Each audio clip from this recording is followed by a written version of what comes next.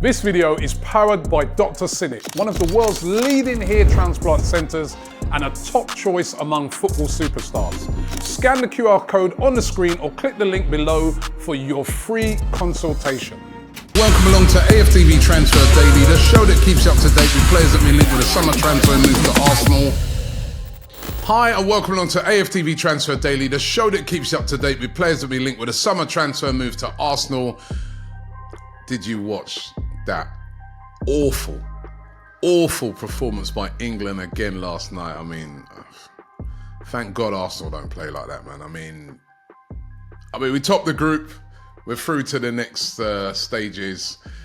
Probably going to be against the Netherlands by the looks of it at the moment, but it's been so unconvincing. You know, better game for Declan Rice, by the way. He played a lot better than he did in the last game. And Saka, he had a goal ruled out for offside. He weren't actually offside. It was Foden who was offside. But, yeah, it's like watching paint dry, watching England play at the moment. By God. Honestly, awful. Will they get better as the tournament goes along? It does mean, though, that our two Arsenal players do progress. So those players are going to be continuing on. How are these players going to come back? The pressure they're under, they're probably going to go further down in the tournament. You know, you do really wonder about transfers and how important they're going to be this season in freshening up the side. Kiwior is going to be coming back because Poland are out. They played against France yesterday. But Saliba, another good performance by him, by the way. They progress as well, France. So he's going to be playing later on into the tournament. And he's played all the games so far as well. And then tonight, there's another game, or should I say today, another game, Belgium versus the Ukraine, which features two Arsenal players, Trossard playing for Belgium. And for the Ukraine, Alexander Zinchenko. Big game for both of them. Both of that group, every team's on 3 points. So both of them, big games for them, and one of them's going to progress as well. So we're going to have a lot of players going quite far down into the tournament, and it's going to be interesting, going to be really interesting. As I said, Trossard playing for Belgium. Another player playing for Belgium tonight is going to be Amadou Onana of Everton. Really interesting to see what is going to happen at Everton over the next few days or so, because you've got this June the 30th deadline for PSR, which is the profit and sustainability rules in the Premier League, which allows you to have losses of about £105 million. Everton's losses are reportedly way bigger than that. They have to sell somebody. They've already made a couple of minor sales. Have to sell somebody big before that deadline. Could Amadou Onana be that player that they sell? There's been rumours that they'd even take a cut down price of around about 30 million just so that they don't fall foul of these rules. Remember, that's what got them the points deduction last year. So could there be movement on Onana? We're not going to hear anything about it today. As I said, massive game for Belgium. And Belgium could go out today. If Belgium don't win, there's still a possibility that they could go out. So what's going to happen with Onana? That is very interesting over the next few days. It could still be that they sell somebody else. You saw the other day, they were even trying to sell Dominic Calvert-Lewin, which was a real surprise. But that shows you that they're trying to move out a big name before that deadline day of, not transfer deadline day, but your PSR deadline day. That's a new one. So let's keep an eye on that situation. Another player who could feature for Belgium today is Johan Bakayoko. Now, heavily linked yesterday. Heavily linked. A really talented player. Did a video on it yesterday, transfer update. But a really talented player who, can play predominantly as a right winger. He did it last year for PSV. He was really effective. 28 goal contributions, 14 goals and 14 assists. And remember, PSV went on to win the title, and he was a big part of that. Now, a lot of sources were coming out yesterday and saying that Arsenal are very interested in signing him. A publication called Gazette van Antwerpen, they said that Arsenal's his most likely destination this summer. Interesting, this one. As I said, currently with the Belgian side, got a big game going on today.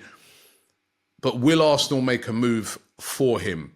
We know that it's looking like Arsenal want a wide player because of the real difficulty in getting a striker at a good price. And Bakayoko, again, is another player that would sort of fit that bill. Wouldn't be cheap, around about £45 million, but he still is only 21. We know they're considering Nico Williams, they're considering Neto. They're looking at these wide players. Bakayoko is an interesting one that we're definitely going to have to keep our eyes on. And then there's the Mikel Merino rumours. They're still out there today of Rio Sociedad. As I said, it's been a bit of a surprise because we're all thinking Zubimendi. The Zubimendi sort of links are gone really, really cold at the moment, even though he has that release clause. And there's still lots of speculation that Arsenal may move for Merino. Mundo Deportivo reporting that Arteta sees him as the new Granit Xhaka in that midfield. He's sort of a box-to-box midfielder. He's a left-sided midfielder like what Xhaka was as well. Had a good season last year for Rio Sociedad and is said to be willing to come to Arsenal and would be available for under £30 million. I spoke about it a couple of days ago, how the rumours were that Mikel Arteta's even been on the phone to him, trying to persuade him to come. One to keep an eye on, Barcelona wanted him, but still rumours persisting heavily around this today. You never know with this one. It's one of those ones out of the blue that could happen. So I definitely think it's worth keeping an eye on that situation.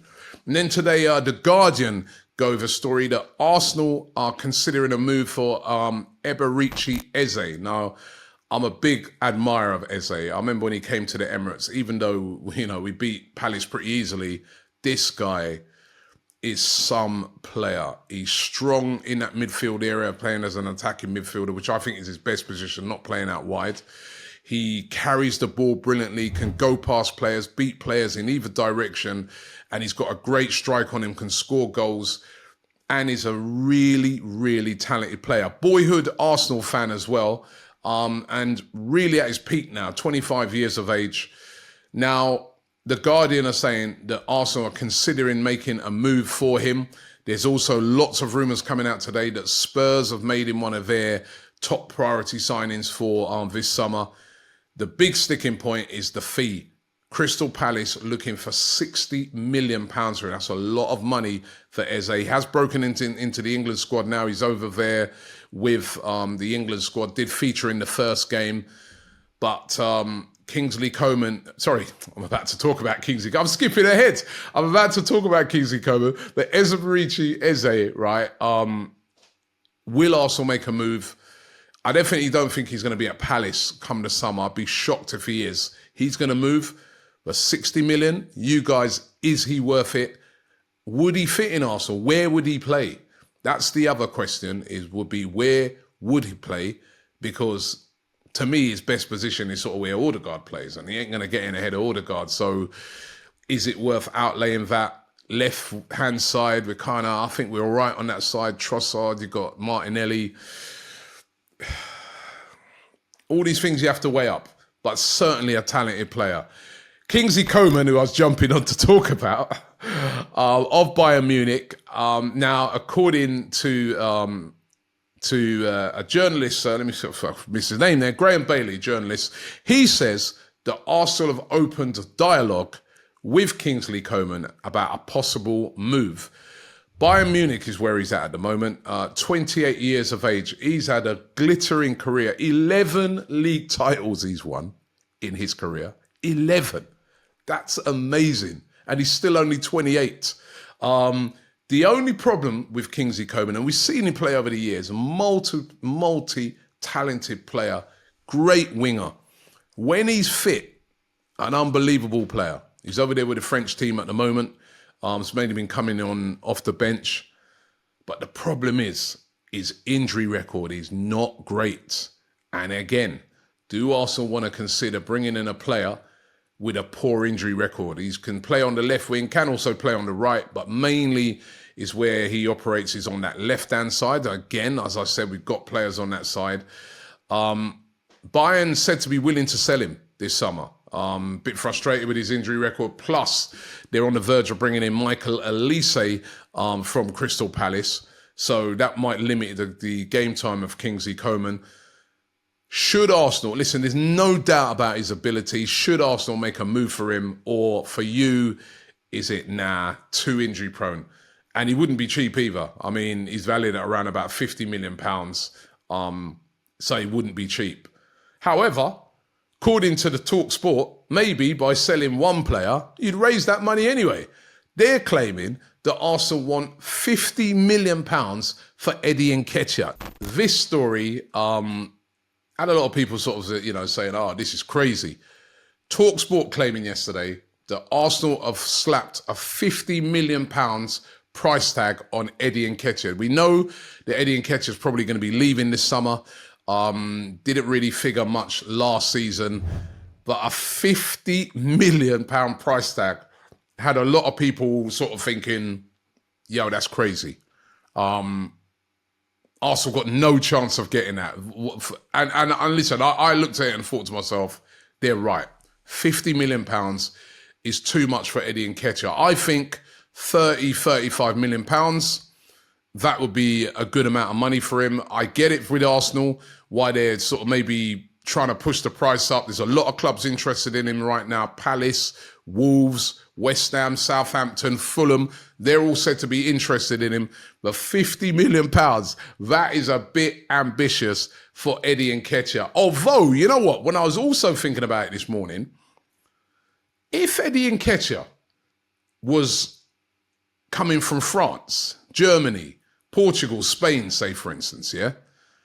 And he was being linked to Arsenal with his age group, with the fact that, all right, he's not been starting every game, but, he's got a goal scoring records, And we were being told like £50 million, £45 million. No Arsenal fan would be complaining, would they? None of us would be saying, oh, that's way too much money. We'd be like, yeah, go and get him, right? If we wanted a player like that.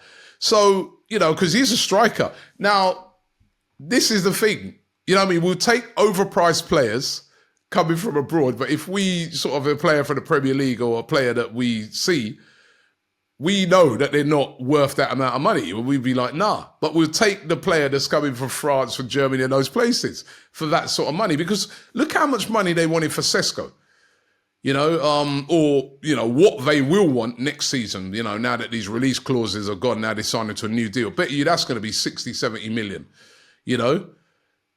And look how much money they want sometimes for players that don't have the greatest goal-scoring record, but have potential to score goals when you're looking at players from abroad. So maybe when you look at it that way, maybe 50 million, 45, 50 million is not a crazy price for Eddie Nketiah. However, I don't think Arsenal are going to get anywhere near that. I still think 30 to 35 million pounds. And listen, it will be pure profit because when you sell, as I said, when you sell a homegrown player, a player that's come through your ranks, it goes on your books as pure profit.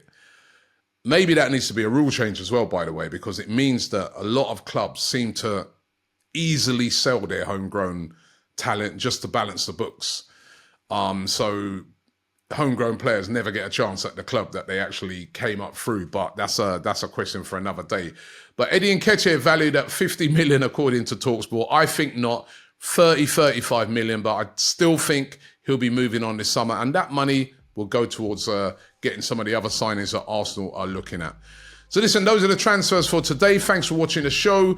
Don't forget to check us out on Playback. We're going to be doing one very, very soon. Right, so sign up to Playback. The link is in the description. Sign up right now. And thanks for watching the show, and I'll see you tomorrow.